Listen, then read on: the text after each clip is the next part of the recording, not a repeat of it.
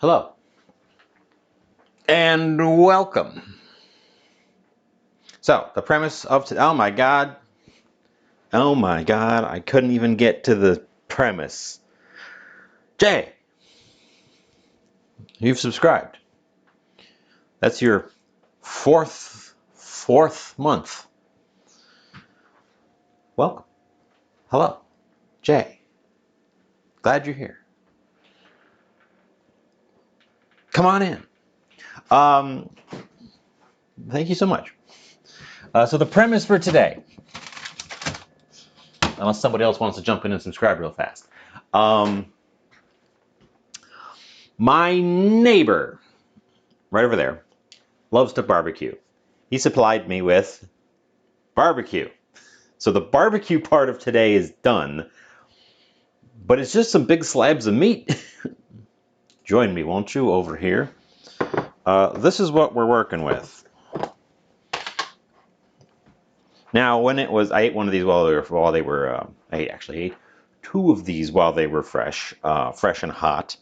I haven't seen how they are since they've been chilled, but when they were warm, you can still just pull it apart. So it's like pull apart. I don't know what part of the beef this is. It's beef.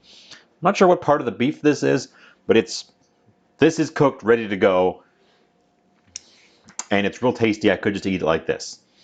But that seems boring. So I'm not making barbecue. The barbecue part is already done. What we're going to do is we're going to transform this. We're going to do one of our leftover transforms, which I've talked about and never done, with something that's already very delicious. Thank you to my neighbor. You're doing the Lord's work. Because this is now done, I don't think it's a brisket. The piece he had was enormous and very lean looking, but it's super tender. It didn't look like, when he had the whole thing and he sliced pieces off, it didn't look like a brisket to me. But I couldn't tell what it did look like. It had been in there a while and was also sauced on top, so it was hard to tell. And he couldn't remember what it was. So I asked, what cut of meat is that? And he said, I don't remember what the thing said. So maybe, I don't know. The whole thing was like about that tall, and it was the size of a. It was huge. The thing was enormous.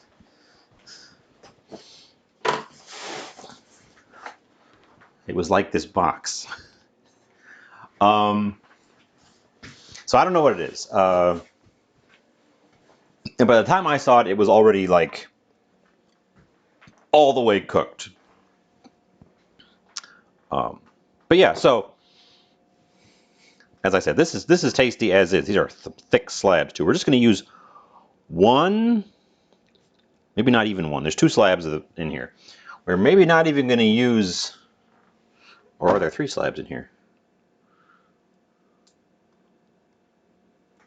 There's between 2 and 3 slabs in there. Ooh, it's real tasty. It's very lightly sauced. I'm gonna sauce a little bit more, but I don't want to cover it up too badly. What we're doing is we're constructing around it. It could have been a big old flank. It was a pretty big chunk. But yeah, so we're constructing around it. And one of the things we're constructing around it is mac and cheese. Barbecue and mac and cheese go really well. We're gonna try making little baked mac and cheeses in these guys. I have the little tiny ones or the bigger ones, and I think the bigger ones. Although I only have 2 of the bigger ones. I want to try baking in the Magic Pot. So I think we're going to see if I can fit 2 of these side by side in the Magic Pot, for one thing. Yeah, they fit fine. I could fit a third one if I had a third one. I'll have to keep an eye out at the thrift stores for this size of ramekin. When I think of barbecue, I think of the meat part, but the sides, I think of mac and cheese, I think of coleslaw. And I want to make like tacos. So my slaw is going to be different. My mac is going to be mostly the same, but I'm going to season it differently. We're gonna sort of split the difference. But to that end, we need to very first of all boil some noodles.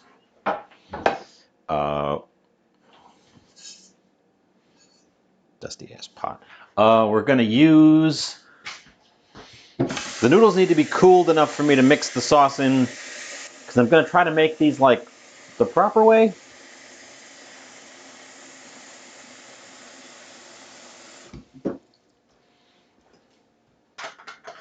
So we're just getting some water on the boil in the back. That's gonna be our first thing.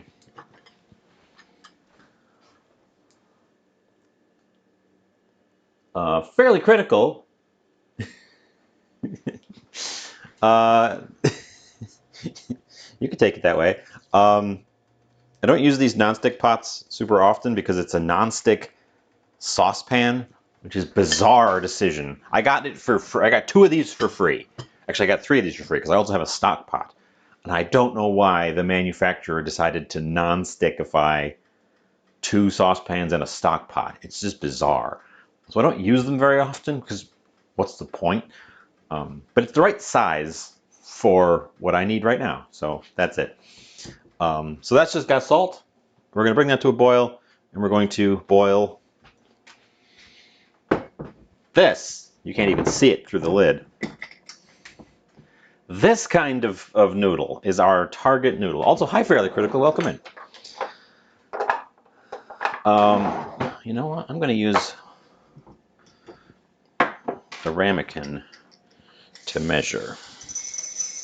I know that noodles swell up, but I've got 2 ramekins, so I should be able to fill these both up. For some reason, this stuff is called ready-cut spaghetti.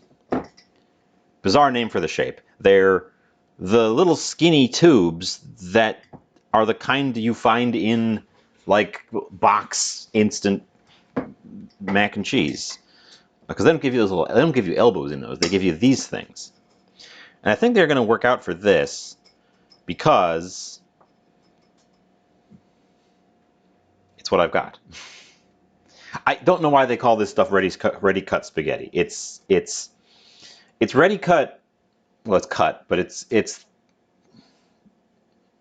I'll have to change the zoom. They're little tubes. They're little skinny tubes.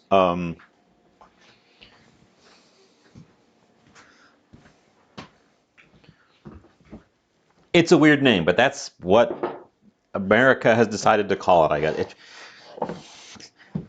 it probably has that name because it does not have a Italian name, because what it is oh, what are they called? I know exactly what it is. I can picture it. I can't remember the name.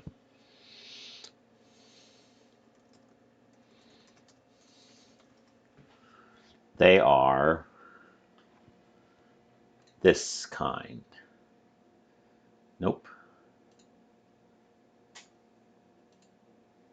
Ugh. They're all showing me pictures of it and not the name.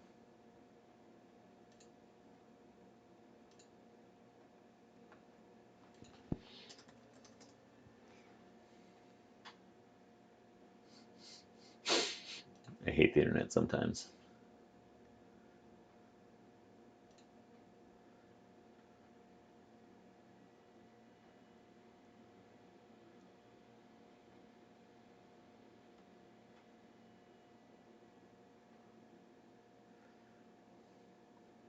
Bucatini. They are bucatini cut into roughly this length. That's what these are. Okay. So our first cooking item is we're going to boil this because I want to cool it down. Yeah, like tiny bucatini. That's exactly what these things are.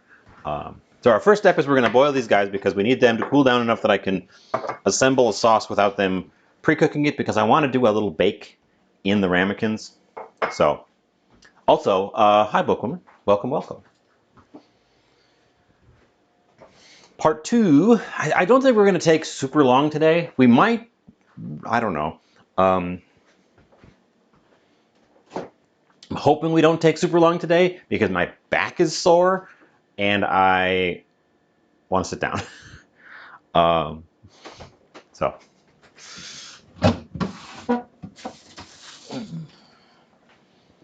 We're going to use this beastie. And this beastie. We're going to trim a little bit off of that guy. We're going to make a weird slaw out of those. Water's almost boiling.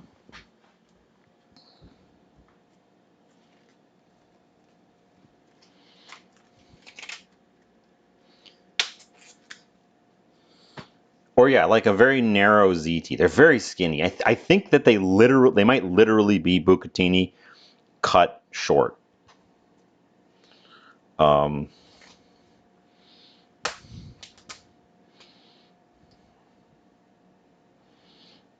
It's not a shape I normally get, but it was on sale.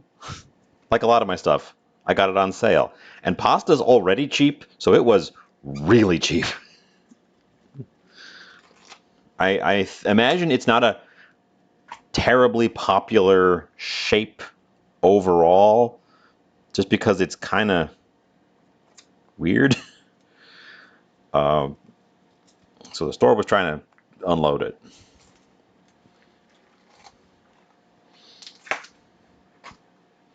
Oh, I can hear my water boiling, so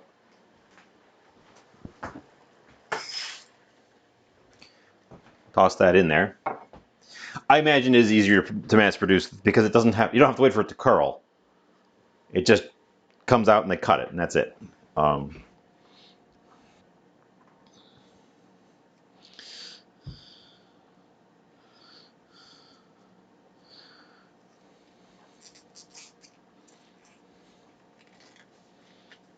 Oop. Boiling too hard. Slow down.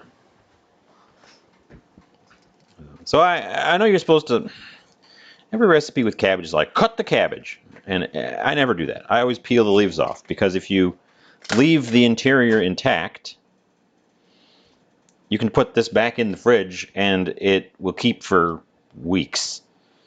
And just peel some leaves off whenever you need some. It's slightly more tedious, but you don't have to like use a whole head of cabbage in one go.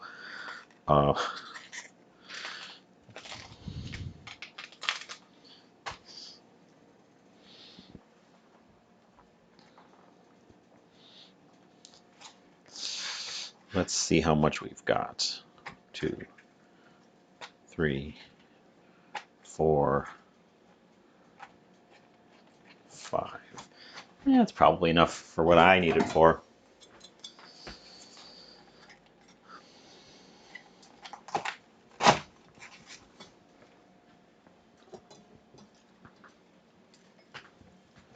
And extra slaw is always nice. People like coleslaw, and by people I mean me.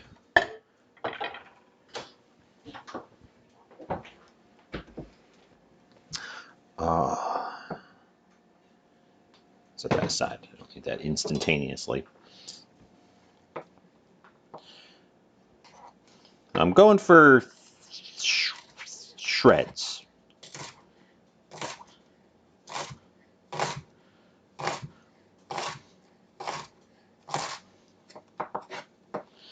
Which will get more shreddier as we get away from the stem end here. Oh, so how is everyone doing this fine Friday? It's Friday, right? Friday.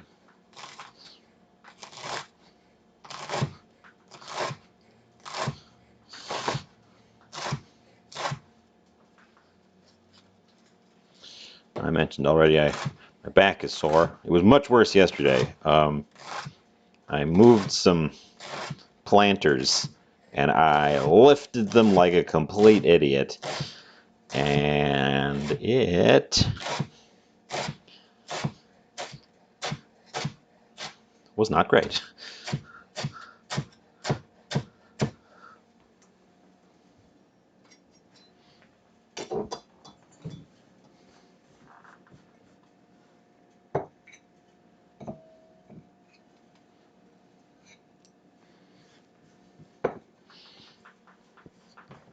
But they're in place and stuff is growing in them. So I'm gonna say it was worth it.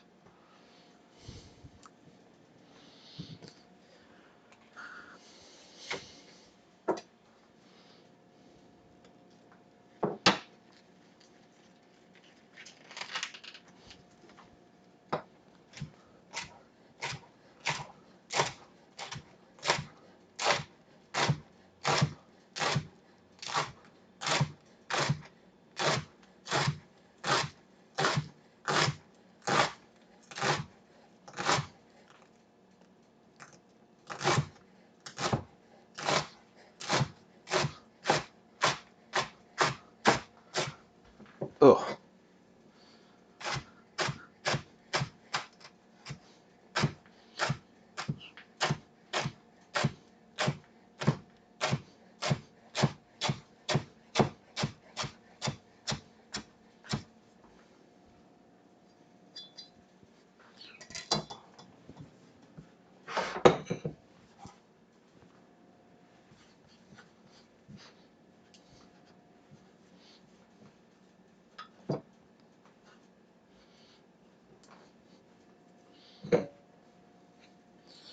Okay, purple cabbage, shredded up. It leaves lovely purple stripes on your cutting board. There's a funny little spot on this lobe, so I'm going to cut it off and take a look. I think it's just on this outer surface.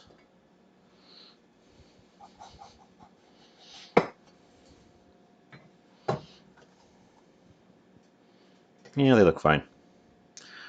Since I've already cut them along the lobes, we'll just keep doing that.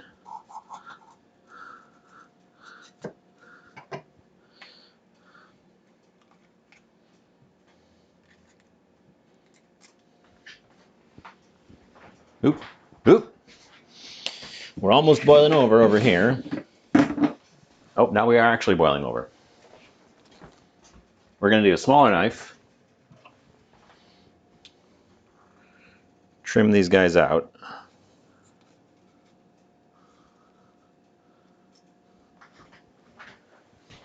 Leave our compost bucket open so I can just toss stuff at it.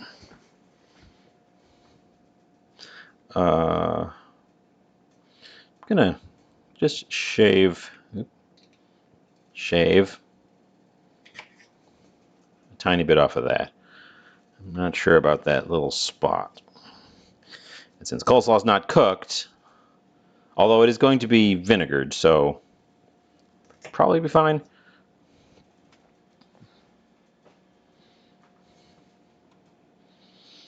Oh, I wasn't paying attention to timing that pasta. I should check on it. We don't want it overcooked. We actually want it slightly under. Hi, Alpha Femme. What am I making? Well, as the title says, what does the title say? Barbecue Taco Fusion Dinner. I have been gifted from my generous neighbor some already made barbecue beef over here. And while I have enjoyed some of it fresh, I had quite a bit. So we are repurposing some of the leftover into a taco-y thing. I do have different camera angles. We change around. We move around sometimes. Over on the stove in the back corner, we have some pasta boiling. I'm up here. Hi. But welcome in. The thing I'm currently actively working on is slaw.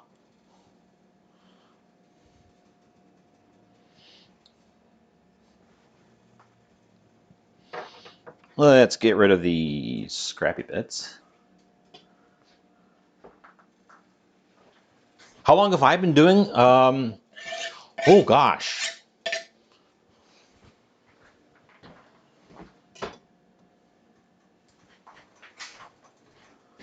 Are we in my second or third year? I'm not sure now.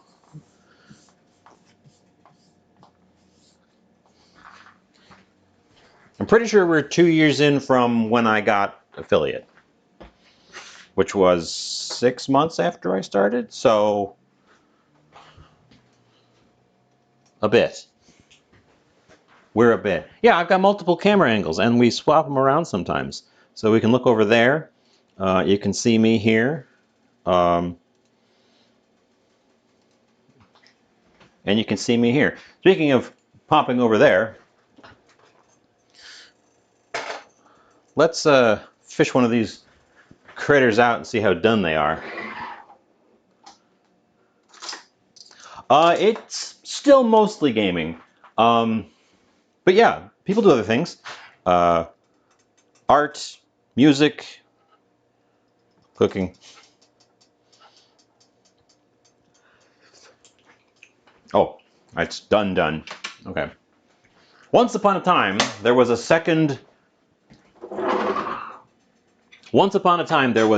Justin TV, which was initially literally just Justin filming his daily boring life.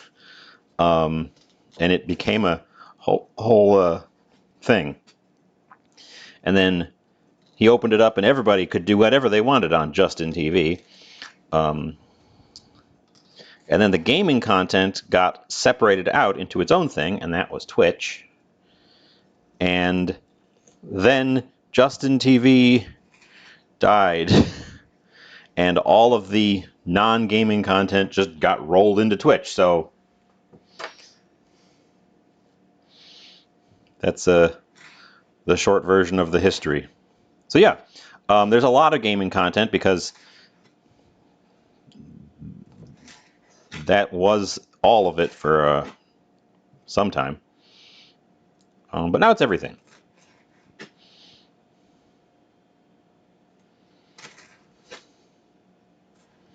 Oh, you guys are over there. You join me over. You join me over here. I'm cutting my bell pepper into these long strands.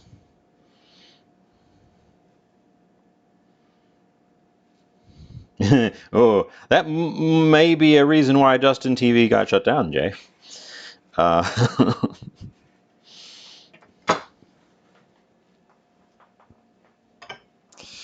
think these pepper pieces are too long. I'm gonna trim them down just a smidge. I hate julienning things. I often cheat. I hate doing it the proper way, so I usually cheat. And honestly, I should just do these really fast instead of how I was doing them. Because I don't need nice, perfect pieces. I just need, like, long, thin shreds. So I should just zip through them.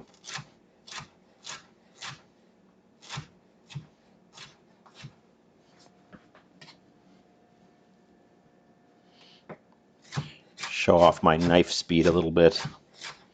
As for camera angles, yeah, I noticed that as well. So one of the first things I did when I set up my channel was well, I had just some spare old cameras, but I rigged up originally with duct tape. Now we have an actual boom arm. Just a way to have this camera here and that camera there. There's a tripod over by the stove. It's because you need to be able to see what's going on, and my kitchen's not in a good place for one camera to capture all the things. Oh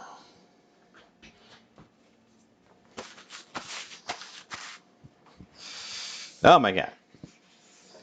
The Burly Earl. Hi, welcome, welcome.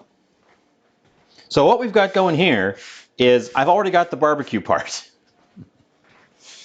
If you're an experienced barbecuer, maybe you can identify what cut of meat this is.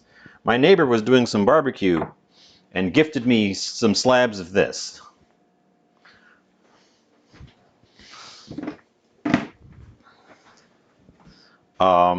It's already cooked, ready to go. I could pull it apart with my fingers. They got a little bit stuck together after they got cold.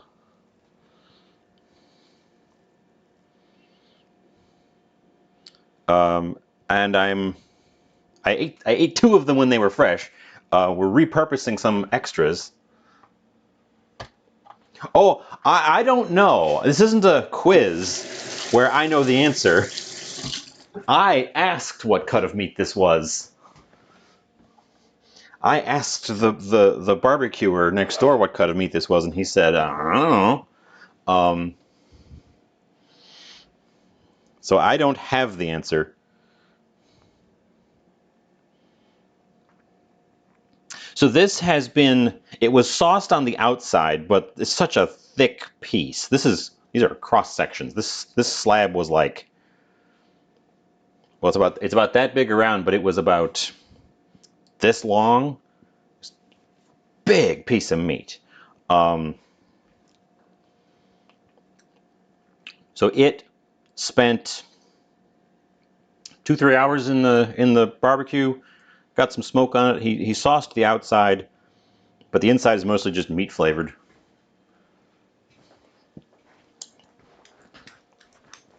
We got to drain those noodles.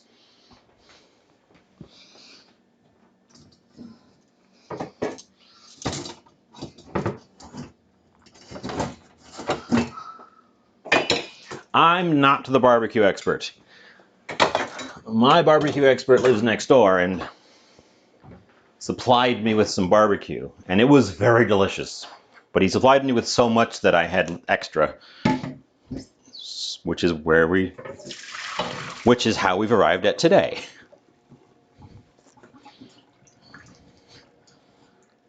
Okay, I'm just gonna let that stuff drip a little bit. I don't know. We can guess. We can guess forever. I also think it was much too large to be a brisket, and it doesn't seem. I don't know.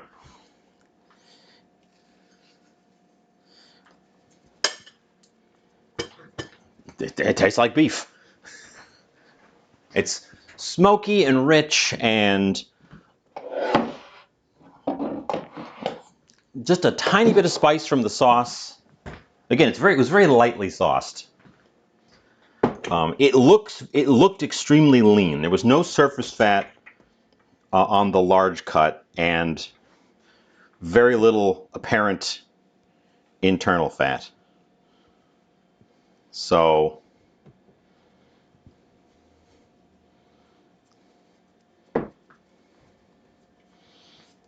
which is why I asked, because I didn't recognize it. I know some of the cuts. Yeah, I have a nice neighbor.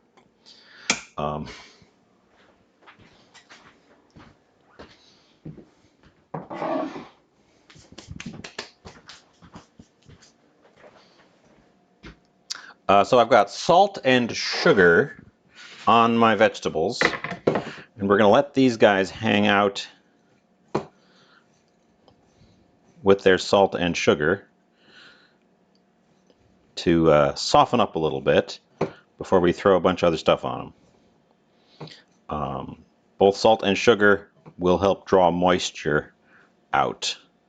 I like my slaw to be a little bit more on the tender side, so that's what I'm doing.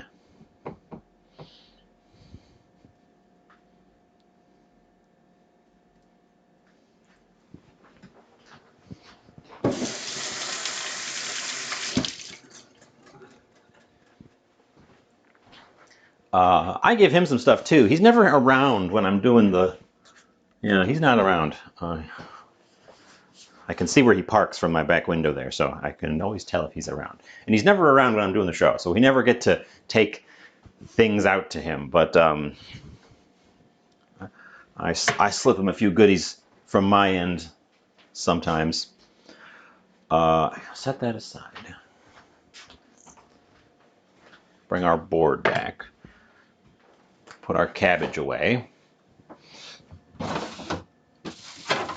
Oh, I should put an onion in there. Hi, George.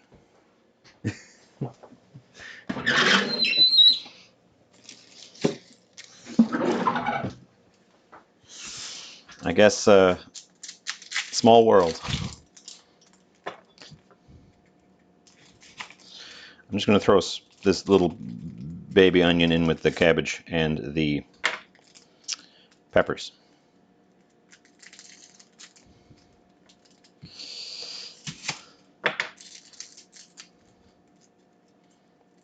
Oh, I just noticed. Thank you so much for the follow. Ugh. Rankly. Let's take that wrinkly layer off. We don't need much onion. Onion shouldn't be a very big element of a slaw, in my opinion. Just a kiss of onion.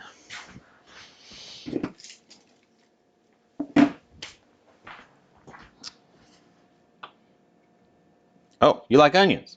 I mean, who doesn't like onions? But yes, onions. Little baby onion.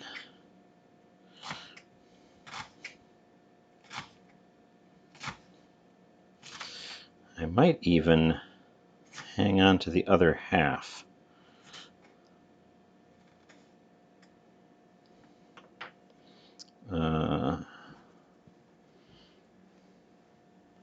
Green onions and ice cream. I've never heard of that. What's on the stove? Yes, that's the pasta. I'm letting it dry out a little bit, and cool off a little bit. We'll start building our sauce now.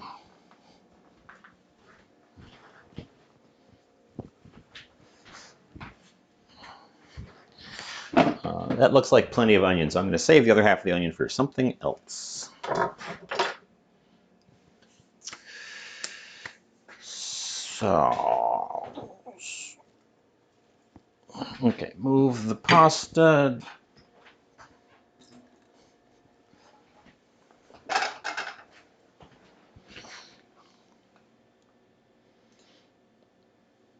Oh,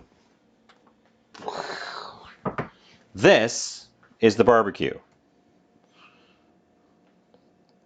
as gifted to me by my neighbor. It's pretty low in fat. It was a huge, huge piece.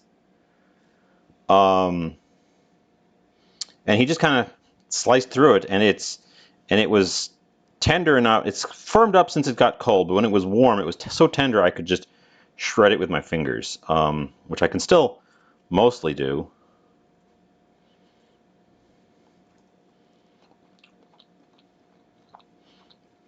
Mmm. Mmm.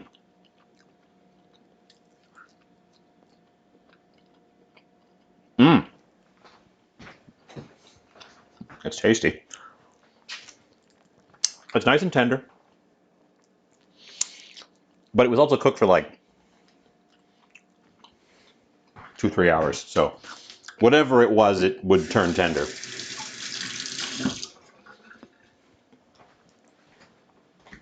So that's the mystery. I asked him what it was, and he said, I don't know.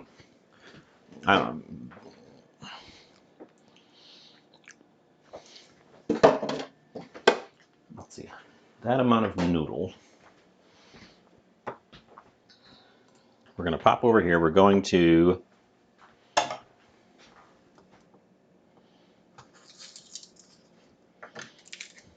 start building a sauce.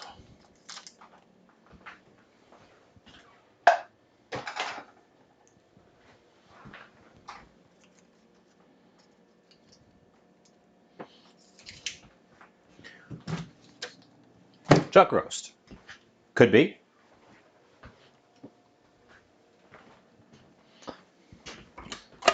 Okay, tablespoon of butter, tablespoon of flour,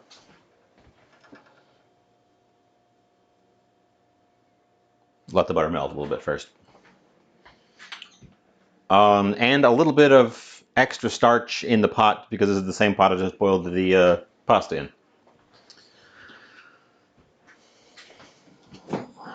Let's see, we've got a few cheeses. I'm going to season the sauce.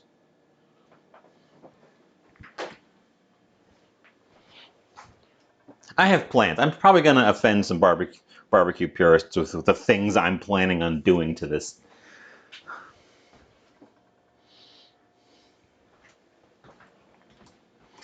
But the next step, before we get to adulterating some delicious barbecue, is we are building a Mornay for our mac and cheese.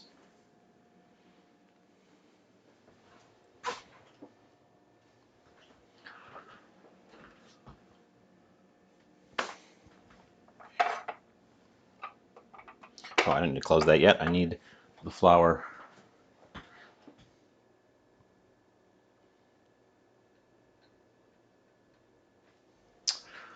Oh. Mm.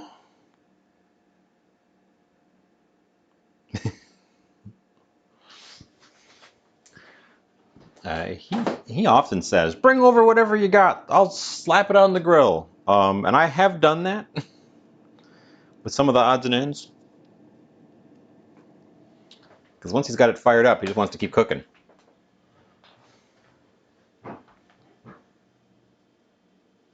The heck was that?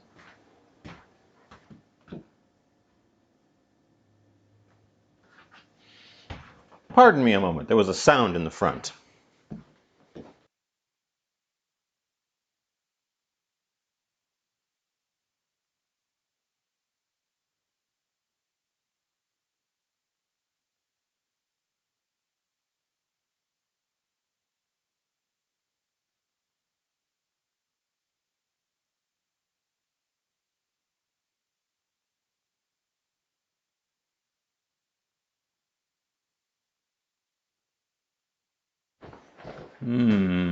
I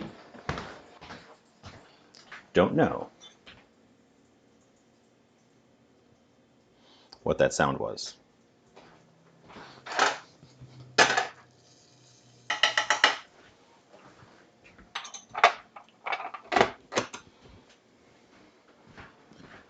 Gochujang shrimp wraps. That sounds good.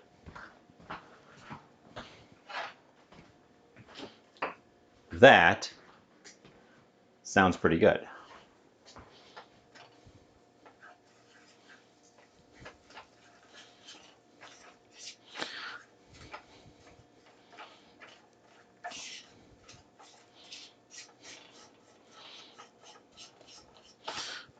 Oh, the basis of a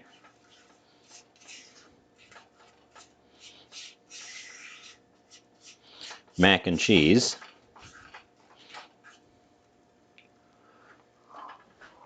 a roux, and actually it just occurred to me that I don't have fresh milk.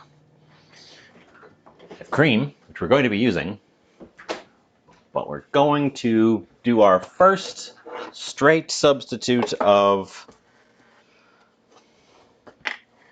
Oh, thank you. I will see you around. I post pictures in my Discord, but also I post pictures in a bunch of other Discords, including George.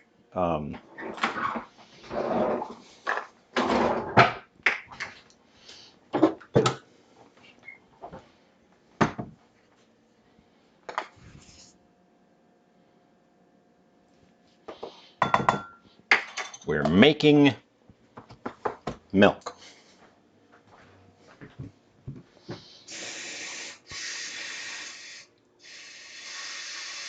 out of powdered milk.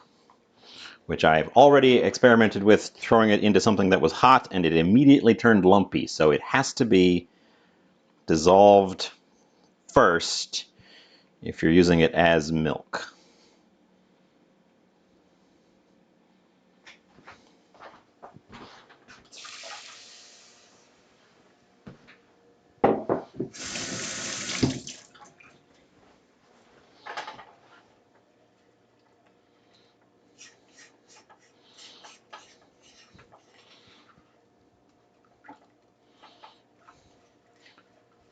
I'm experimenting with powdered milk because I have a bad habit of throwing away milk because I don't use enough milk to warrant the amount of milk I buy.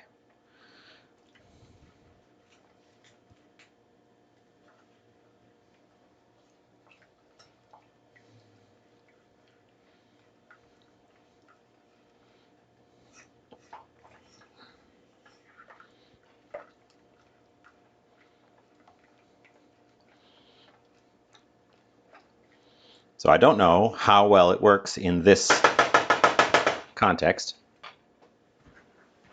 What does that sound? Oh, I think it's just wind. I think it's just wind on the window. You haven't made mac and cheese? Well, mac and cheese, as Americans understand it, is actually a French Mornay on pasta. Most Americans don't know that it's a Mornay, but that is what you make when you make mac and cheese, is you make a Mornay.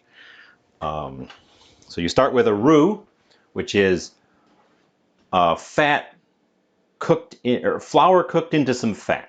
In this case, we used butter. Butter is the most common. You get it cooked in a little bit, and then you add your milk to it, and the roux thickens the milk into a bechamel, which is one of the French mother sauces. And I frequently screw up my French sauces. But that's looking, I mean, you can see it's a lot thicker than milk. We're bringing the temperature down a little bit. I'm going to season this. Because here's where we're going to start making some twists on the plan. So some black pepper.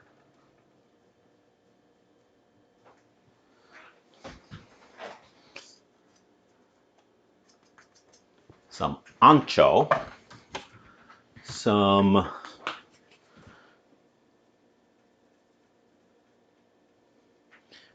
garlic powder. Some onion powder.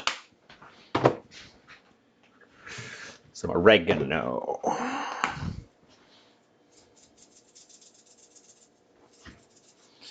Stir all that in, add a little bit.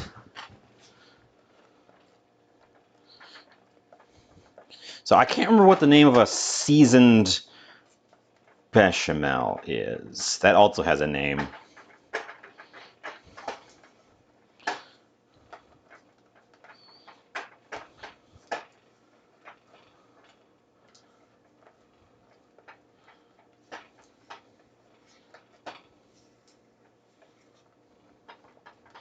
Okay, heat down even further.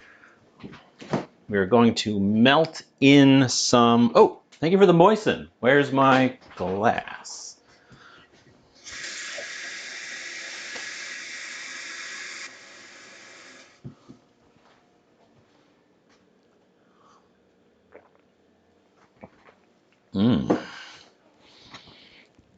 Moist.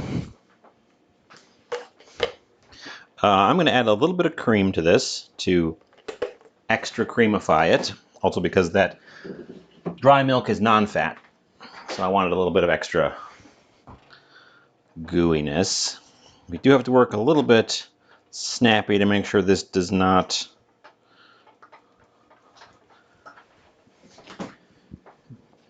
go creepy on me.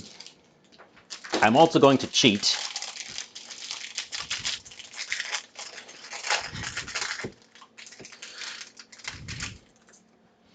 We're going to cheat a little bit. This is a cheat.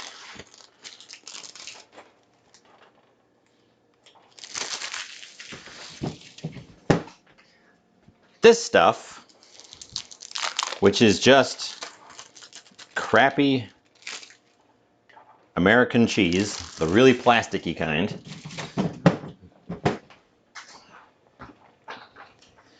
is stabilized chemically. It melts much more easily than real cheese. Yeah, it melts much more easily than real cheese. And the thing that it does for you is it helps bring other cheeses that might have a harder time incorporating into something. You can melt like a hard cheddar into this American stuff, and the American stuff will hold the cheddar together. So throwing it in something like this is a bit of a cheat just to help stabilize what we're doing.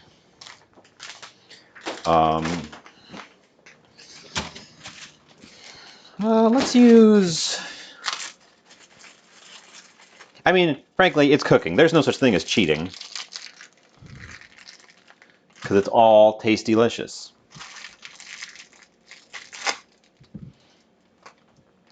I never know how much cheese to throw in these things.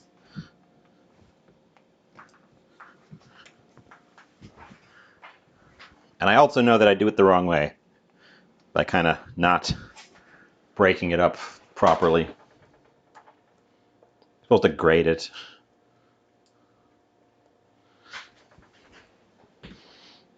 Nope. I need that knife.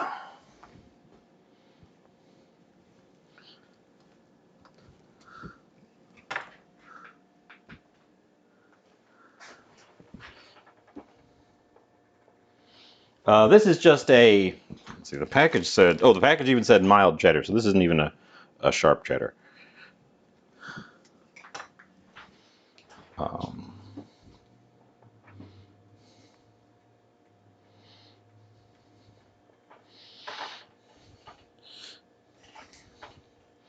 So I've got the heat on pretty low. This stuff will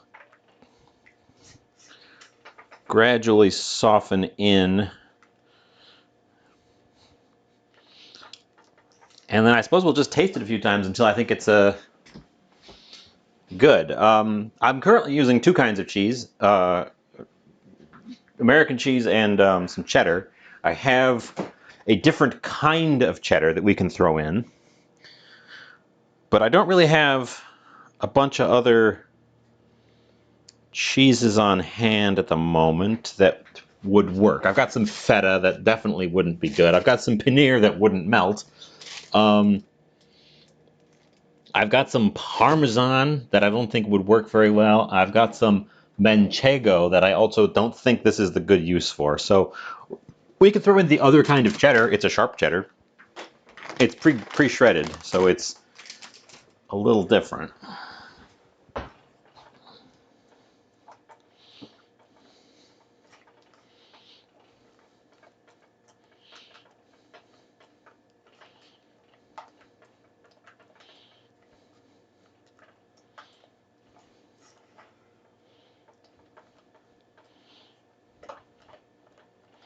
It's melting in pretty well, though. I need a taster. I want to get this to an appropriate level of cheesiness. Also, sauciness. It's very saucy. It's very sticky.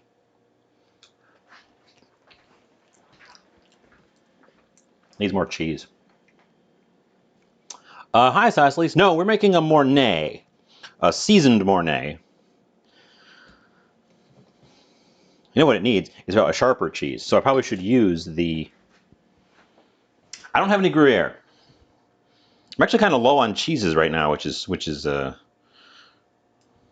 unfortunate.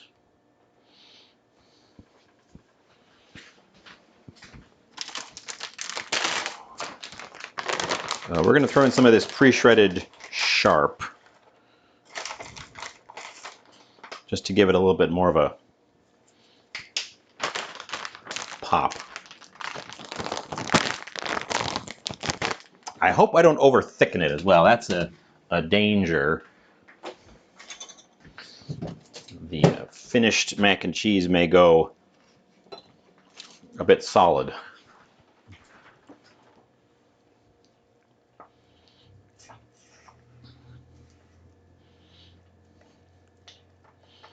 Although I suppose I could add a splash of water just to thin it out if it ends up seeming too thick.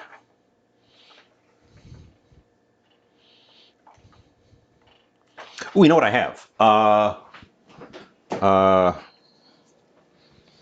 You know what I have crema, but I have some queso cotija from our pie.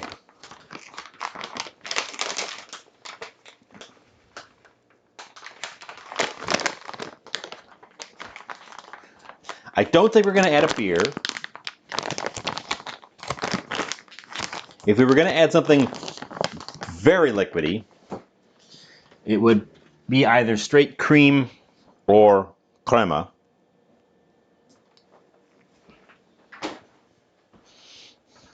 Or potentially water. Now, queso cotija is a little bit less melty, but our trick should pull it in okay-ish.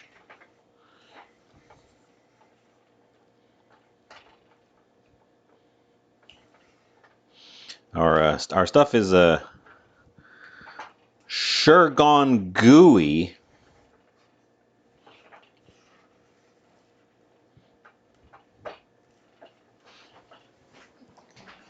Let's give it a taste. I know more cheese will be thicker.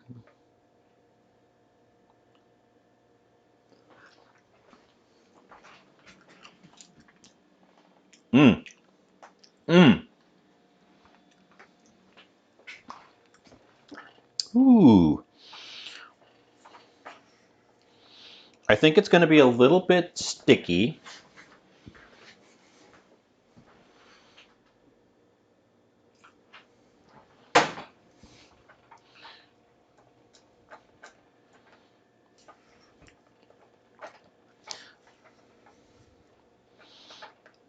Now, if you did that with just a Mornay, I'm pretty sure you would split it.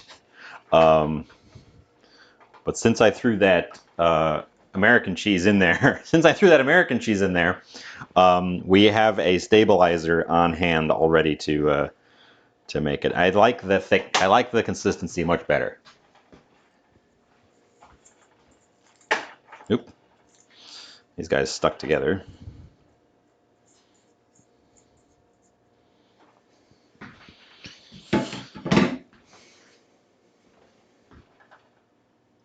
Yeah. Sticking to my hand. I may have made a little bit too much cheese sauce for the amount of noodles I have. I may have gone a little bit overboard.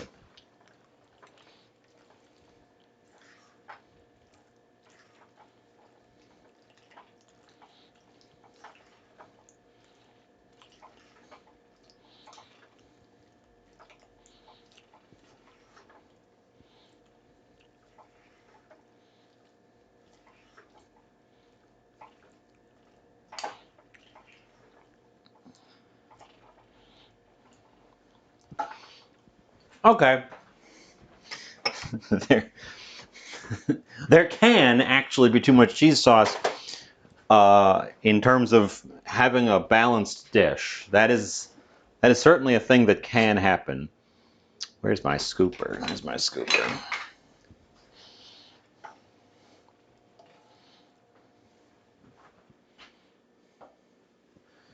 I know. More cheese. It's just like more bacon. But eventually you do run over the limits and things stop being nice.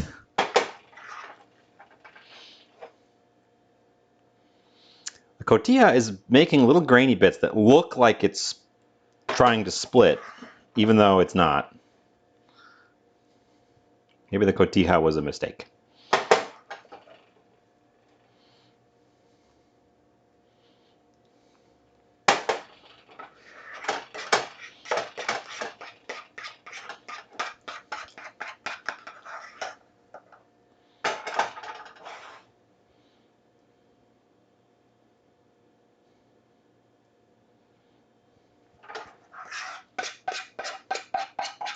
I think it's just going to be a little bit extra cheesy.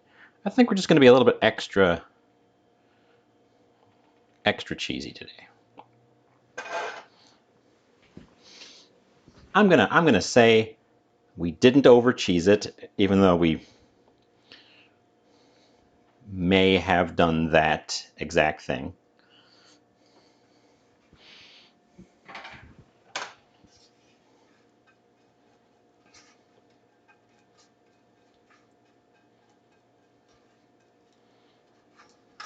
Well, one of them looks better than the other one. That's for sure.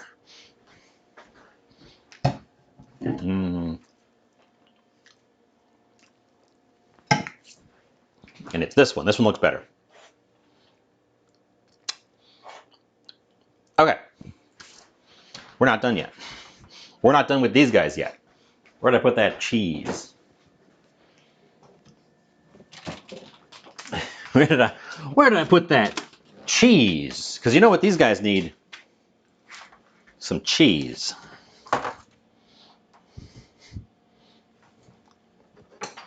We're bringing them over to the counter, though.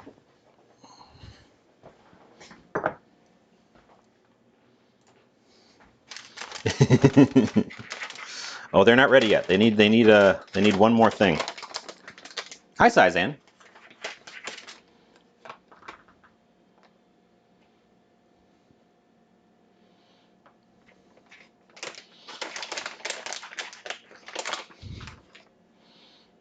Oh God, we can talk someday about fad diets. I have opinions.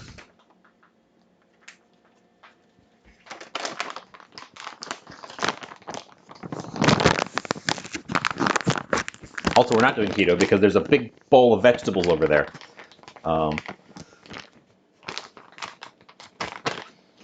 Okay, we've topped it with a little bit of our Mexican cheese. And then I tested earlier that they would fit in here so that we could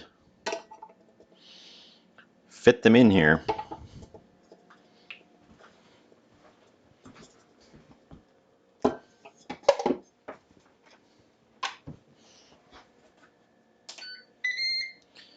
On, and we don't need much on them.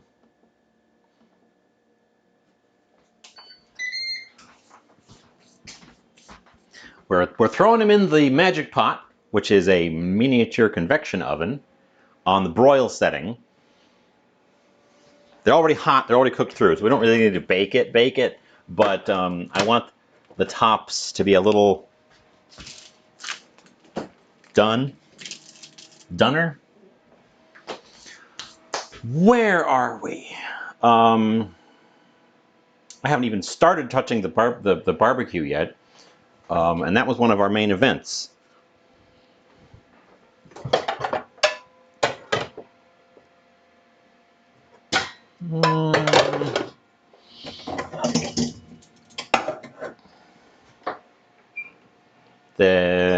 Sure, this one.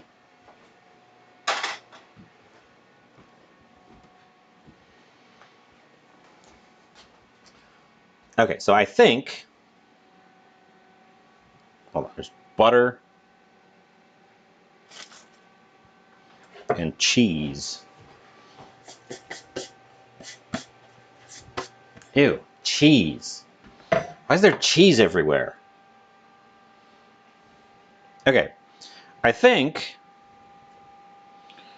we can just pull this apart. Definitely a lot firmer than it was when it was hot.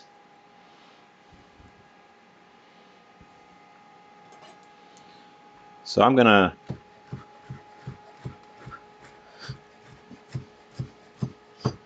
give it one of these.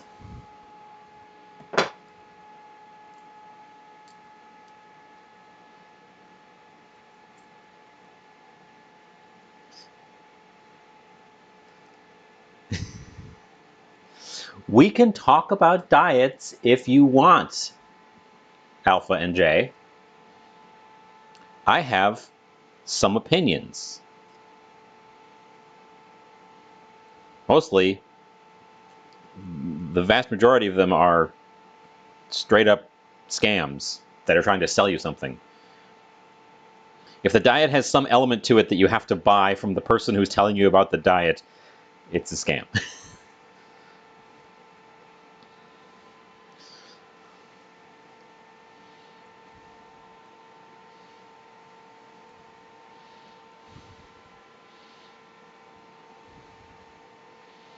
But even the ones that aren't like that, any fad, any like temporary diet thing isn't effective. A diet is a lifestyle. When you don't go on a diet and then go off the diet, you change your diet, and if you change your diet back, then it doesn't accomplish anything.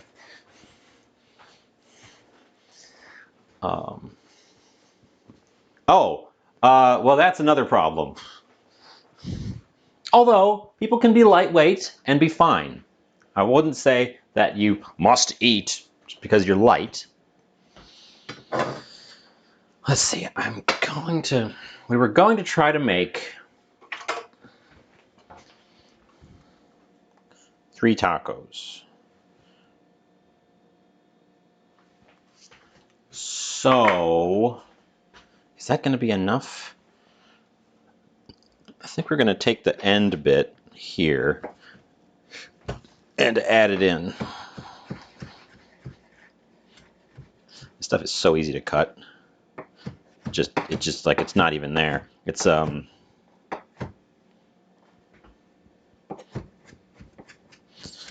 of mangle it a little bit.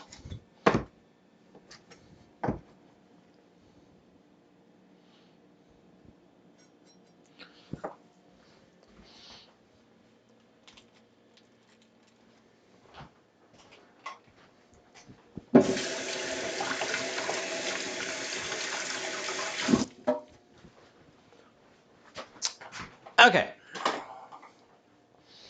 Heat back on. We are melting the other bit of butter into this pan. I'm potentially going to blaspheme against this barbecue by giving it a little bit of a crisp.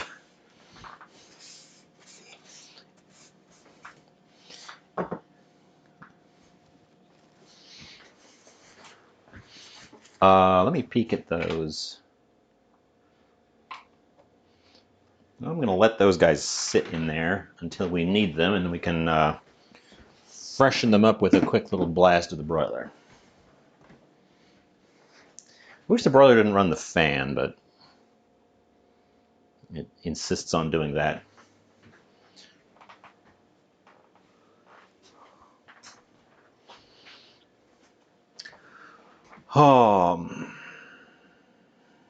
You know what? I have this half of an onion. We're going to throw the other half of the onion in the pan with the butter.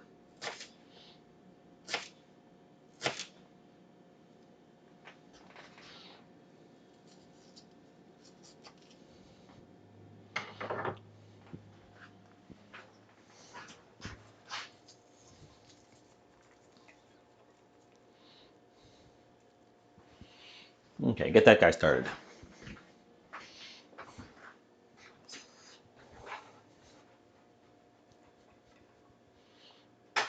This would be a good place for some lard, actually. I don't have any lard, but this would have been a good place for some lard if that was the thing I had. Oh, we could ruin the hell out of this if we wanted to.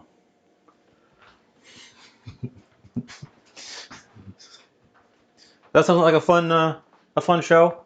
Take something that we know is delicious and just ruin it.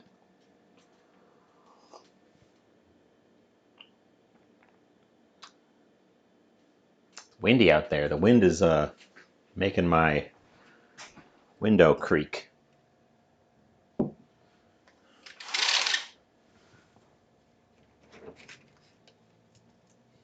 Might be time to seal up the edges again.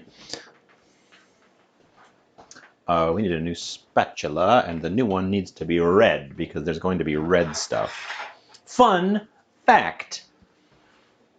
The reason you see so many red spatulas is because silicone picks up tomato coloring and stains. So if they make it already red, you can't see the tomato stains on your spatula. At least that's what I think. I have a couple of red ones, and I reach for them whenever I do something that I know is going to have tomato in it. Because I have gotten my white ones all like awkwardly orange.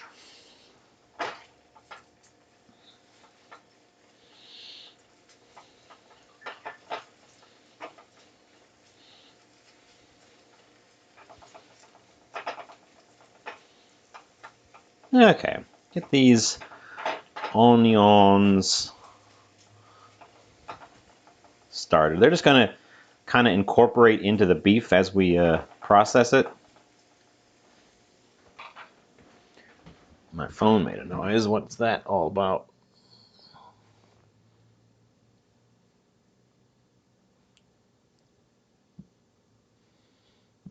Hello? Don't want to talk to you, the New York Times. Speaking of my phone, there's supposed to be auroras tonight, like across the entire northern hemisphere. So if you're in a place that's in the northern hemisphere, go out look for auroras tonight. They're supposed to be quite extensive, much more so than normal.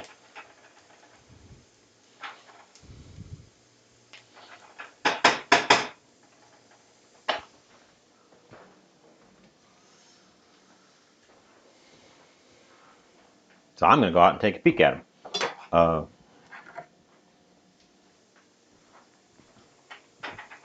Okay.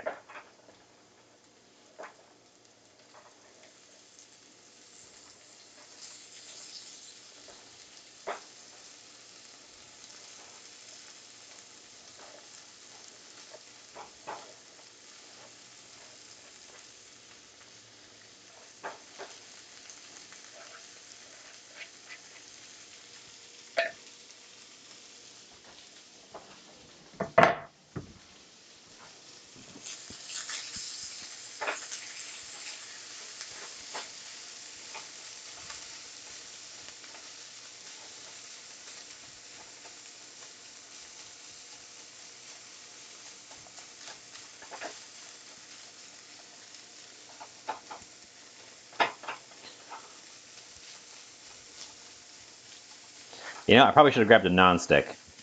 It occurs to me that I'm going to be adding sugar to this, and that's going to stick. So it's a waste of a pan, but I'm literally going to transfer this into a nonstick now, because I know it's already getting sticky on the pan. I know we're gonna adhere to this pan because I'm throwing sugar in this. So gonna head that off. Gonna head that off even though we were already halfway through it.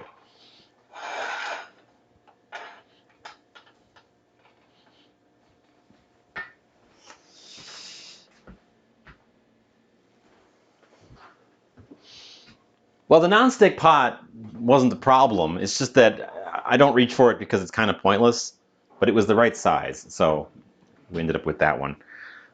Because I haven't gotten a replacement stainless pot of that size because I've got one, but it's nonstick. It's weird. But yeah, if I wasn't doing the sugar in this, because we're barbecue saucing this, if I wasn't doing the sugar, I would have stuck with that pan and just done like a deglaze with probably some vinegar. Well, we probably could have pulled it off. I just I don't want to run the risk. I don't want to run the risk today of that. Speaking of things that are going in that pan,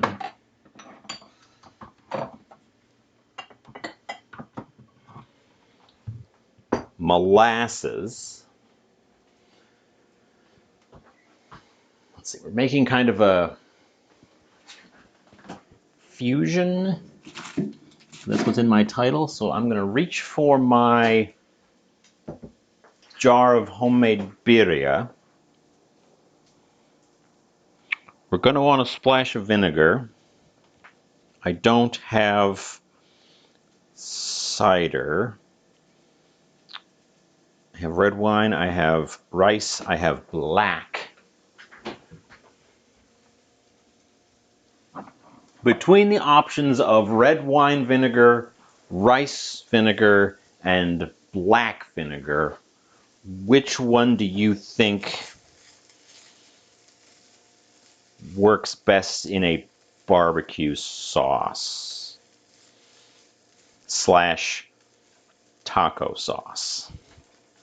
We also have distilled white. We could just go for distilled white.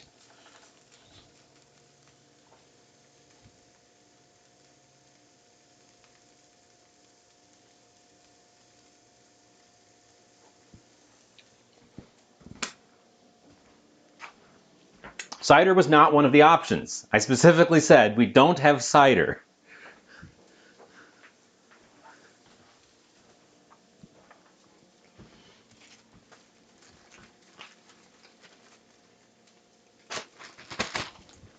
I agree, cider would be the best choice, but, you know, off the table. I'm kind of leaning towards black.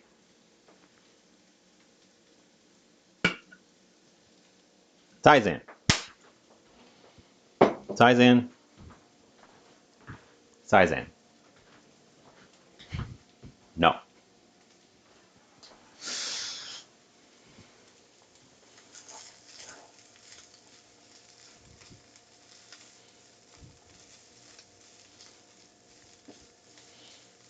Okay, I think that's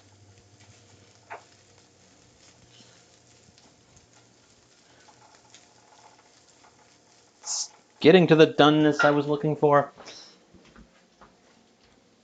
I'm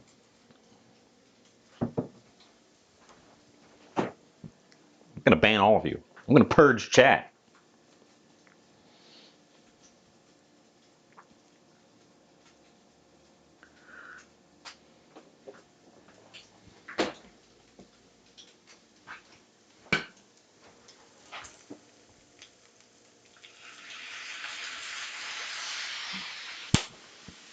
Well, it was black vinegar, which is probably the one that nobody was gonna pick because nobody knows what it is.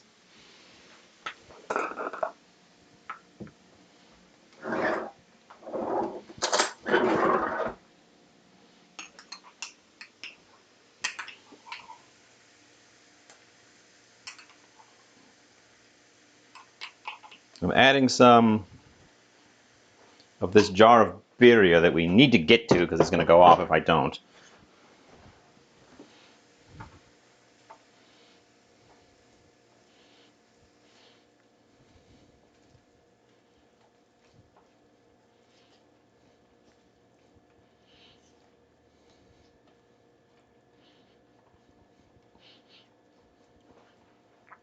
And I was going to throw in just straight molasses, but now I was looking at this stuff, which is black soy sauce,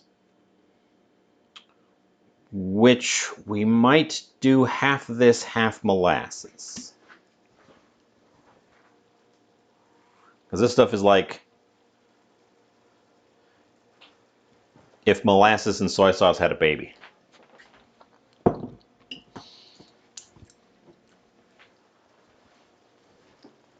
But it's not as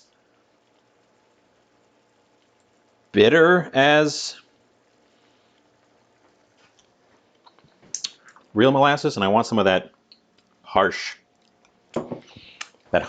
in this.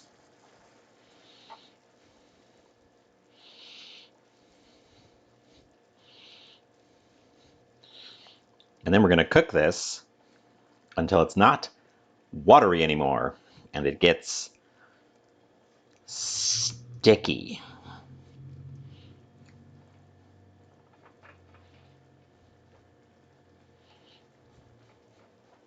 It's the molasses that would have stuck on that pan. That's what I was worried about.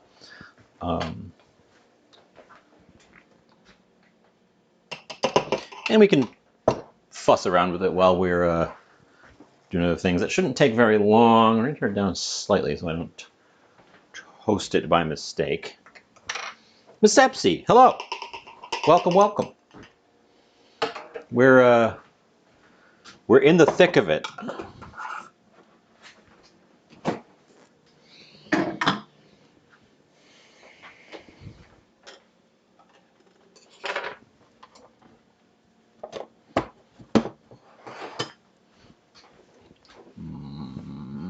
Molasses. We need to continue making our slaw because at the moment our slaw is just some raw vegetables with some salt and sugar on them, which does not a slaw make in my book. So slide over here and we can neglect the meat together until it is truly, thoroughly burnt.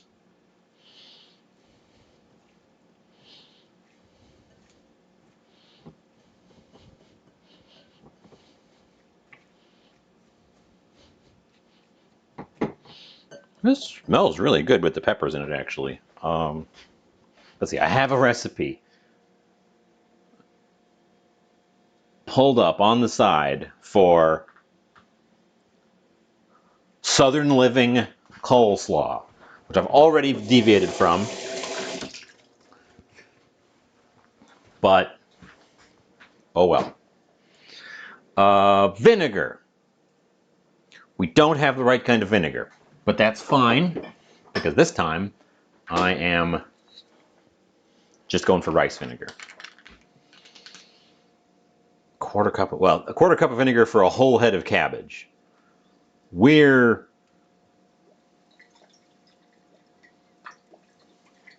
nowhere near a whole head of cabbage.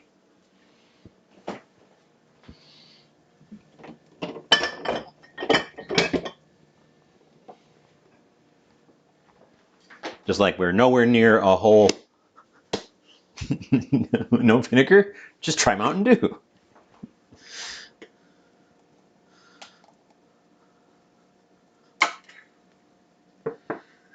An unmeasured amount of mayonnaise.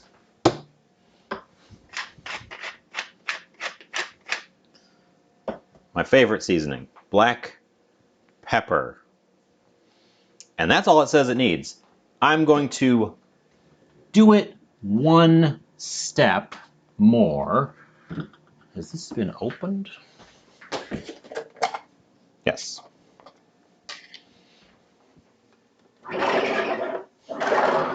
Indeed. Mayonnaise, but also some yogurt.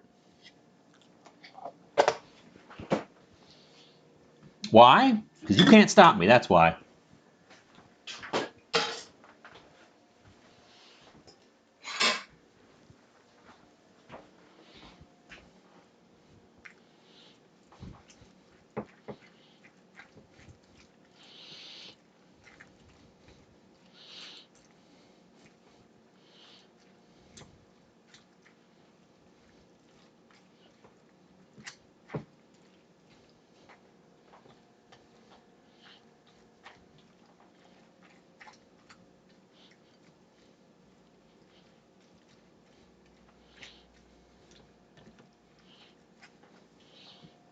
And this.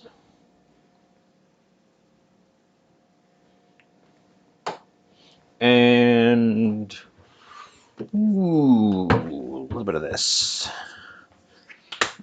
A little bit of that. And a little bit of this. And a little bit of that. And a little bit of this.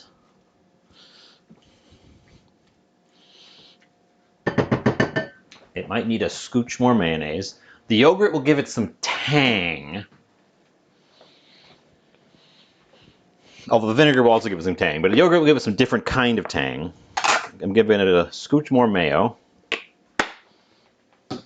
It's coming together. We're getting there. I'm going to also stir it with my fingers. If you decide to stir it with your fingers, wash your hands first. Or don't.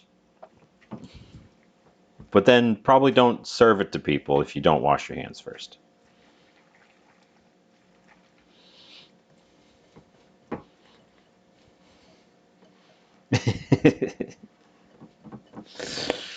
I do try to talk my way through proper procedure even when I don't do the proper procedure. My meat is looking very much not bubbly anymore. So we have to slide back over.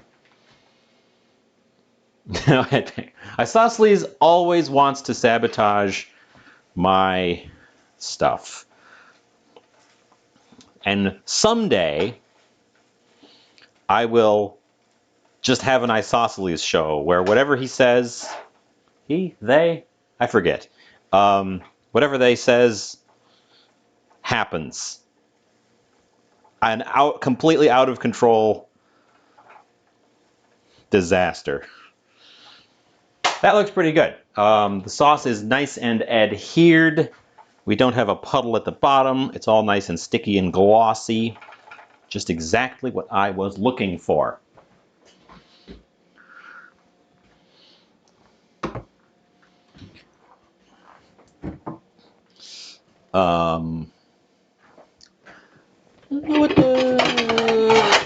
This one. Okay, I need to blast our mac and cheese again with the broiler because it was not blasted enough.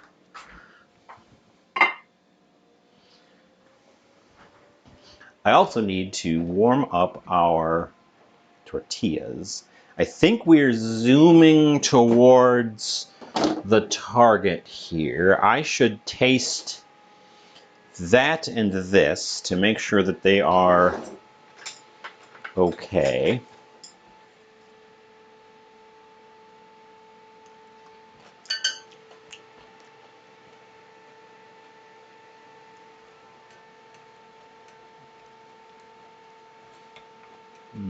The slaw needs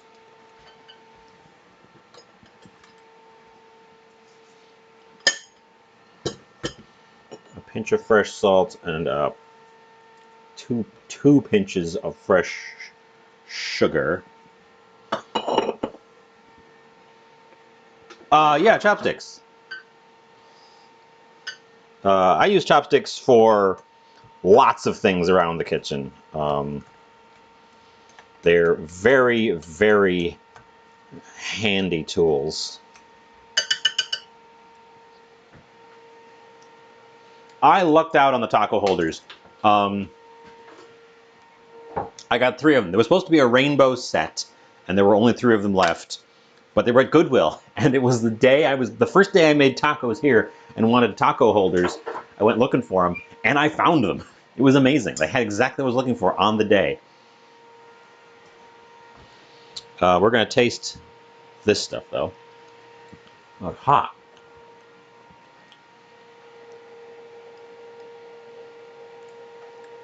Smoky, spicy, a little bit sweet. It doesn't have the tang. It doesn't have the pop. Sorry, I'm snapping near the mic. I hope that wasn't killing anyone's insides.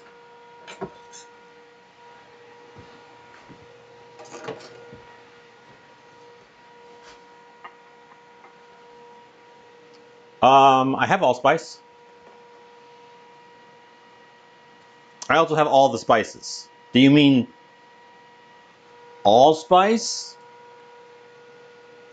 Or all the spices? Because I have that too. Where's my whole... Oh, did I use up all my whole allspice? Oh, no, there it is. There it is. What is that missing?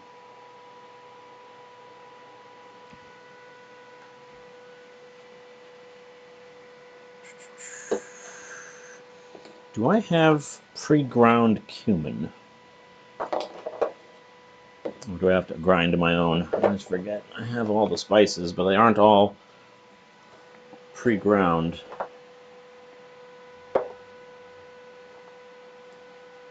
Clove, cardamom, mint, saffron, marjoram, white pepper. Those are all the blends. Poppy seed.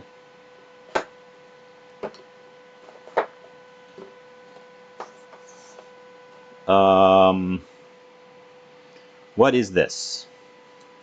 An unlabeled jar.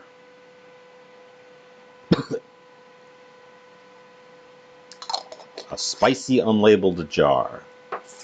Classic. I know what this unlabeled jar is, and we're not adding it. Unlabeled jar of white powder hidden on a spice rack. What could that possibly be?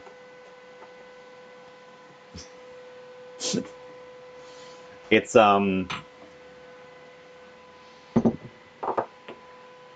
exactly what you think it is.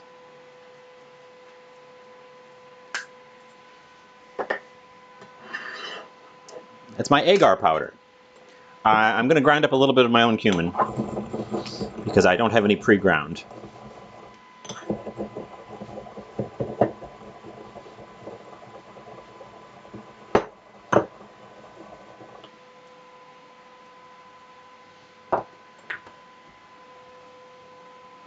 Iocane.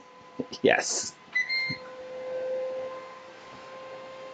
We're going to add it to the meat, and we're going to add it to the slaw.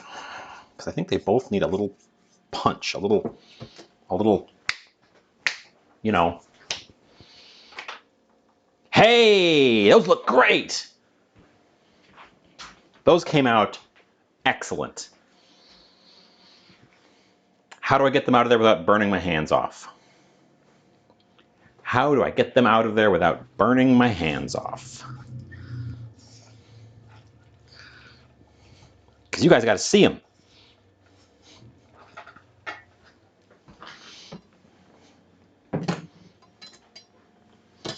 Okay, we're bringing this board over.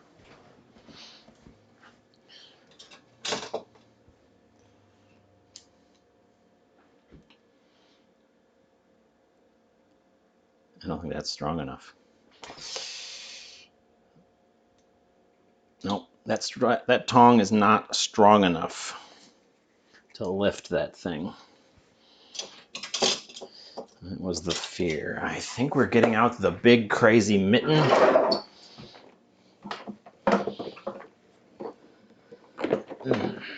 Let me lean into the camera. You can see my big shiny forehead. We're getting out the big crazy plastic mitten.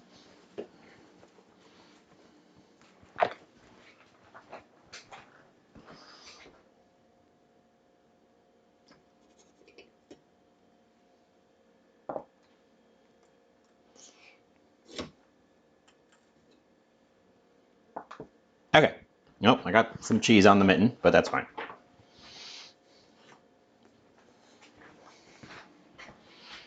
Ta-da!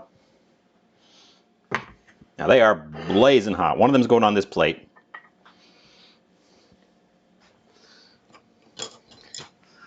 Oh, because we're coming to plating. I need to warm my, we're doing 3, so we're gonna get out 3. I need to warm the tortillas because cold tortillas are just not as nice. But since we have a preheated air fryer over there, I can just slap them in. Yes, classic Spanish naan, just like last time. I can just slap them in, turn it on to air fry for just a minute, possibly 2. possibly one, but we're gonna go with two. So yeah, boy, on Monday we made a burrito into the shape of a pie, and today we're making barbecue into the shape of a taco. And in the past we've made fried rice into the shape of a pizza, and then we made pizza into the shape of a fried rice, and that one was hilarious. These guys look great. Which one of these is our plate one? Because only one of them gets to live on the plate. Vote now by telling me in the chat, left or right. Because I'm not making a poll for this because it's going to be not even long enough.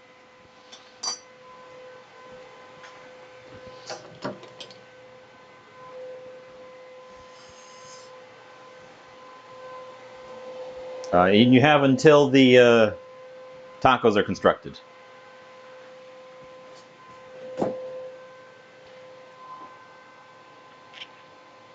Do I want to go orange? I want to go with purple. Purple. Mags votes for right. Also, hi, Mags. I hauled you out of Lurk. You know what would have been... It's too late now, because it would be a whole thing. But you know what would have been good is to have a little cup of beans on the plate, because beans go with both Mexican food and barbecue. We could have done a little bit of beans. Somebody should have thought of that before now.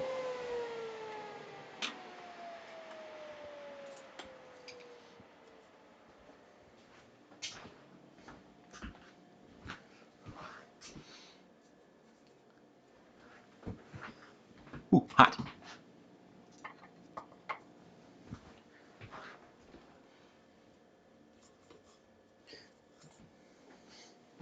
The fan blew my tortillas around a little bit.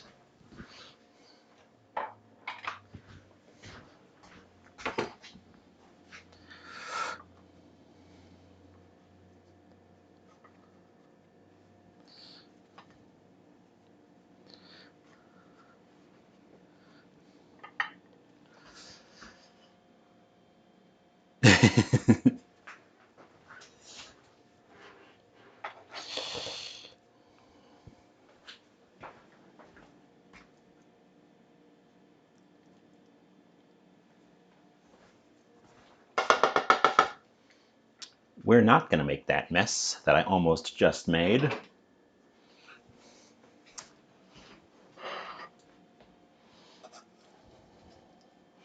We're going to make this mess instead.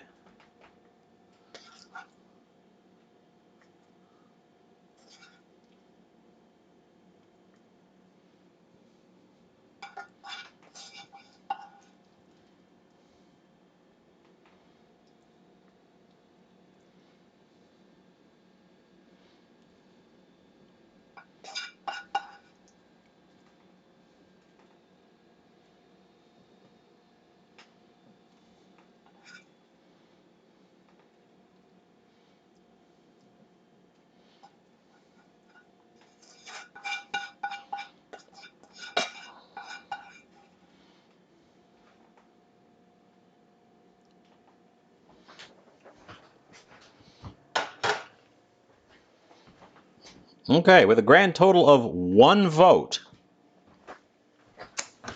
we have a winner, and it's right. Oop.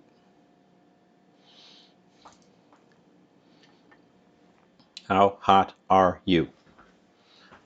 Not so hot that I burn myself, but still a little bit hotter than I want to go around touching.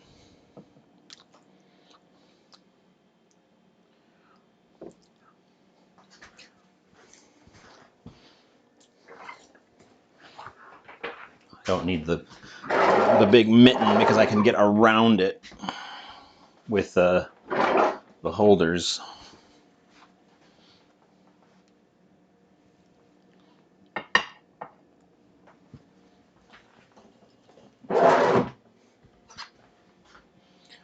a spoon for that, and a slaw. Now, my vision is to put the slaw on top of the barbecue, but I think I should put it in a little dish, some of it in a little dish on the plate as well. Let's get out another one of these little guys, the smaller one. All right, we'll do this over here with my fingers.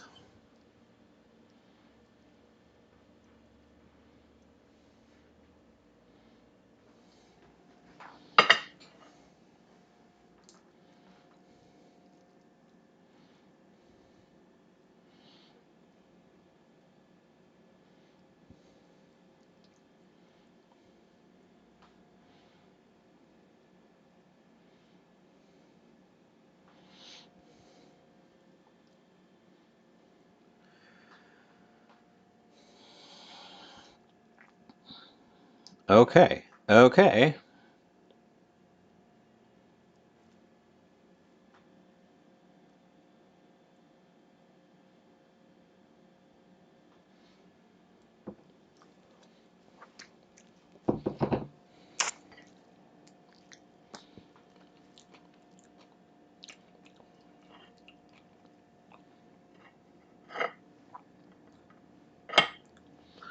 And there we have it.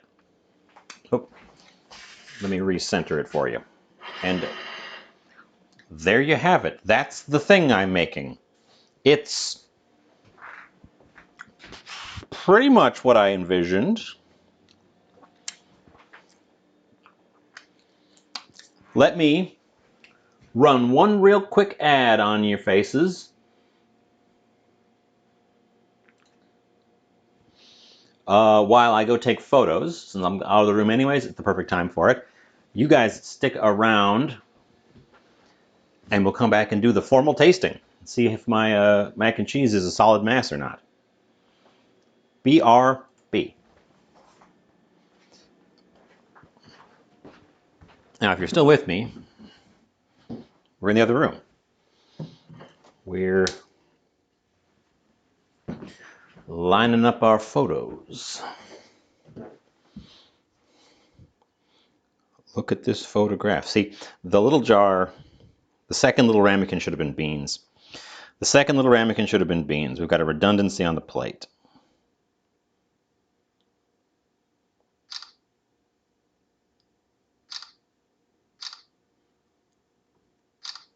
Or maybe like collard.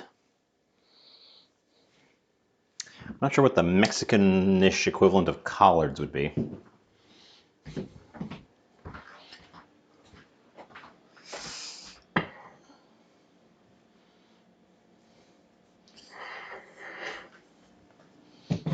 Okay, we will wait a few secondos for that to wrap up.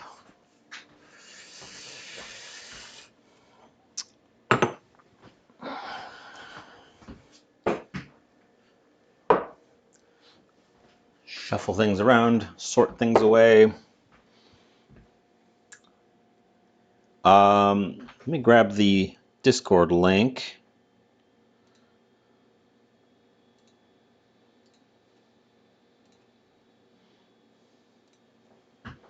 You're back.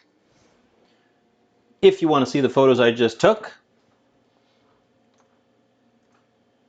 come and join me in my Discord. There it is. It's mostly just a place for me to put photos. I also do post them on my Instagram. I've been remembering to catch up, so they'll be there as well, which I do not have a handy link for. Okay, let's get to tasting. What do you want to taste first? The answer is the mac and cheese. Ooh, it's got a little bit of a crisp top, which is interesting because I did not breadcrumb it. That is just more cheese. Oh, and it's a cloud of steam. It is boiling hot on the inside.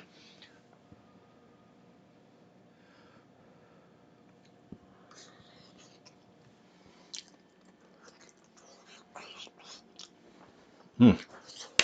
It's hot. Mm. Ooh, it's hot. Oh, it's really good. Oh, it's really good.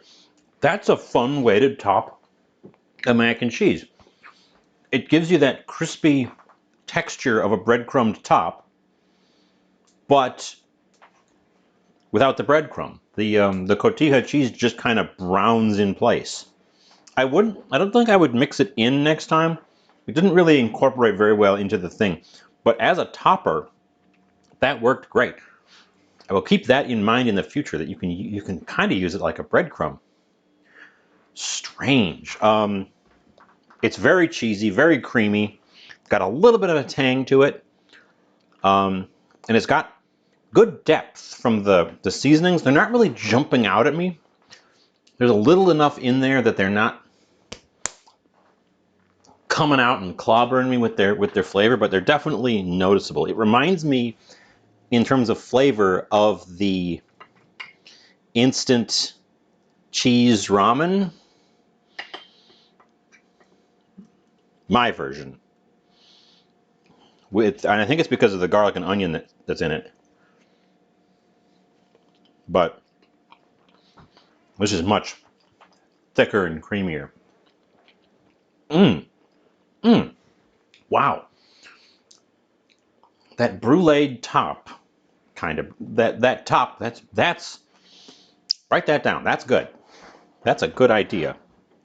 Okay, we already know the little pot of coleslaw is going to be extra. Um, let's dive in on one of these tacos. The main event, what you all came here for.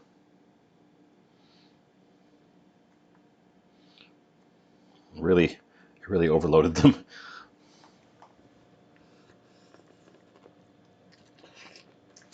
Mmm. Mmm.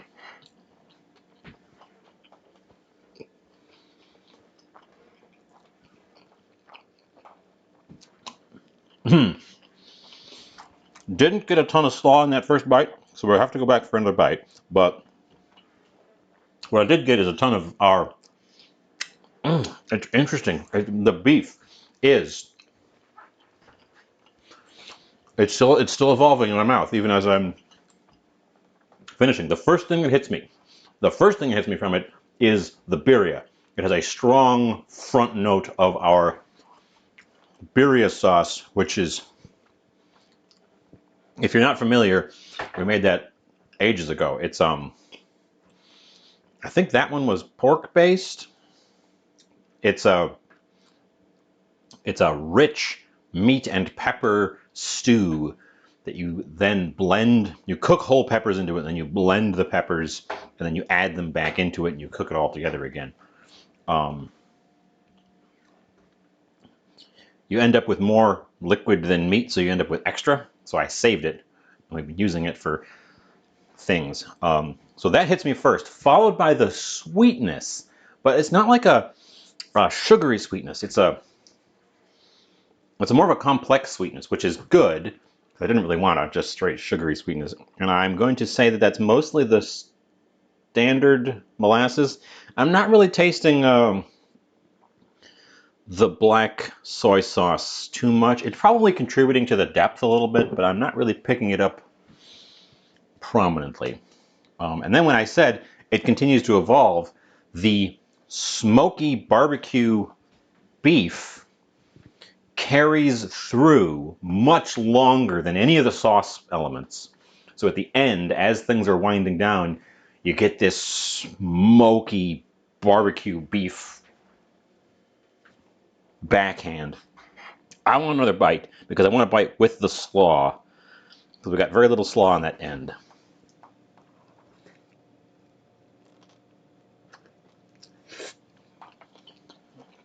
Mm, mm.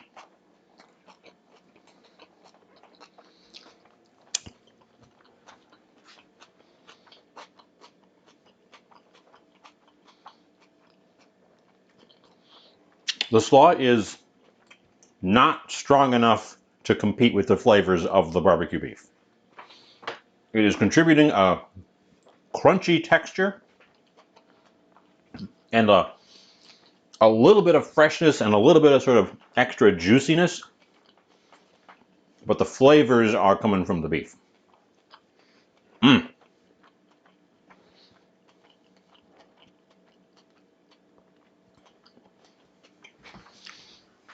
Since that is the case, I will taste it directly. See how that is. And yes, it has that Mountain Dew kick.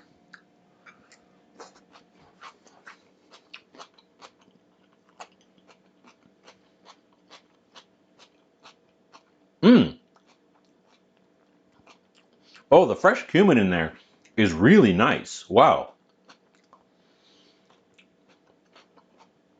It needs more vinegar. It does. It has. It's slightly under-tanged. And actually,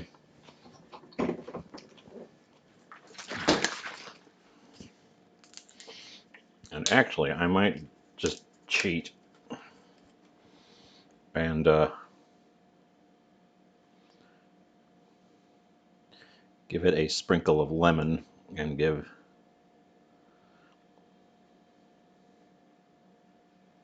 these guys a sprinkle of lemon as well. It's a little bit under acidified. It needs more tang. Probably should have used cider vinegar. I don't know why nobody jumped in and told me to use the cider vinegar. I blame you for this. But I really like the bell pepper in there. I've never had slaw with bell pepper. Usually it's carrot, and I never noticed the carrot flavor in it. And if I did notice the carrot flavor, I think I'd be unhappy about it. The bell pepper is noticeable and pleasant. Nobody and somebody are both in trouble today. Let's have one more bite because I added lemon.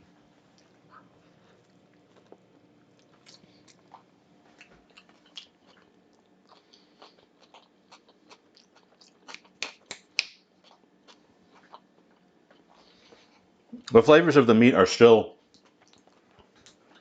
the main event here.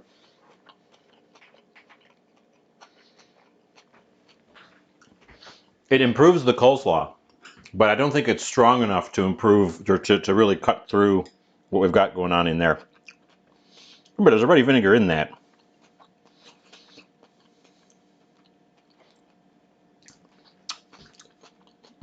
Oh yeah, okay. It definitely improves the slaw part. Interesting. Well, bell pepper and slaw, that's a winner. The slaw as a whole is a little mild. The cumin, very nice. The mac and cheese is thick and cheesy and creamy and savory. And the tortilla cheese on top, toasted up just like breadcrumbs do, except it tastes like toasted cheese instead of like toasted bits of bread. So, big improvement in my opinion there. Use that stuff. I wonder if Queso Fresco does that. We'll have to experiment. That might be. That's good. This is delicious. Our slaw being a little bit less punchy than I was hoping for means I can't really taste it, but the texture is definitely appreciated because without it, this is kind of heavy, but having the slaw, that sort of light, fresh crunch, definitely kicks this stuff up a notch. I don't know what cut of meat that is, so I can't tell you how to make that. I don't think we can write this one down because we could write that down. We could turn the mac and cheese into a recipe. This was composed of a leftover that I didn't make, a leftover that I did make, but that is itself a complicated recipe, and also just kind of winging it. So it's tasty. I don't think we're ever going to have it again. Never going to see the light of day again. Thank goodness we recorded it. But that all said, I believe that brings us to the end of the show. Let me slide on up. It's really dim in here. I think it's because there was a storm outside and it got dim and it threw off the light balance. Because if I lean in, I notice the room gets dark behind me. So I might have to readjust that camera. Yeah, so everything was a success.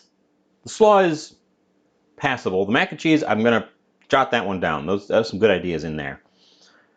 And honestly, it's not too cheesy. I think we nailed the cheese level. Yeah, I know. I wish somebody would have mentioned cider. That would have been great. I mean, I suppose I could have thrown in a bunch of wine. Oh well. Yeah, so that was it. Thanks. I keep looking over there.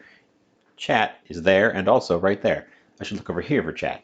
Thanks for being here. Thanks for sticking around. Thanks for sticking with me to the end. Some new faces, always appreciated. I did drop that Discord link if you want. Otherwise, don't. I don't care.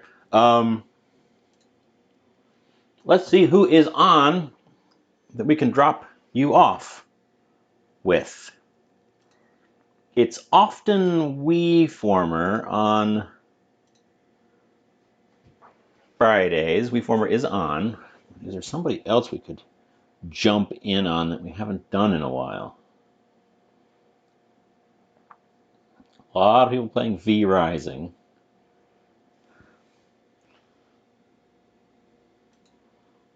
What is Toka doing?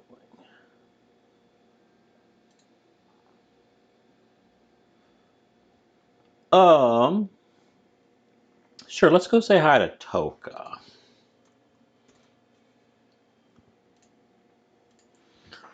We're gonna go say hi to Tokaji, who's currently playing a game, but he also cooks on the stream. He is a big fan of more traditional, like Asian style things. He's a huge fan of making ramen the proper way. But he cooks infrequently, so keep your eyes peeled, I guess. Otherwise, I will be striving to be back on Monday. Hope my back feels better by then. Honestly, it feels better just standing around. Maybe I was sitting too much and that was making it worse. I'm not sure. I'll strive to be back on Monday. Otherwise, I'll see you. Window keeps making noise. Stop making noise, window. What was I saying? Monday. Back on Monday. Don't know what we're cooking. Something. If you have any ideas, drop them in the suggestion box. In the Discord suggestion box. Otherwise, thank you for sticking with me to the end. I am... You know what? I'm going to give you this screen to close it out. Goodbye.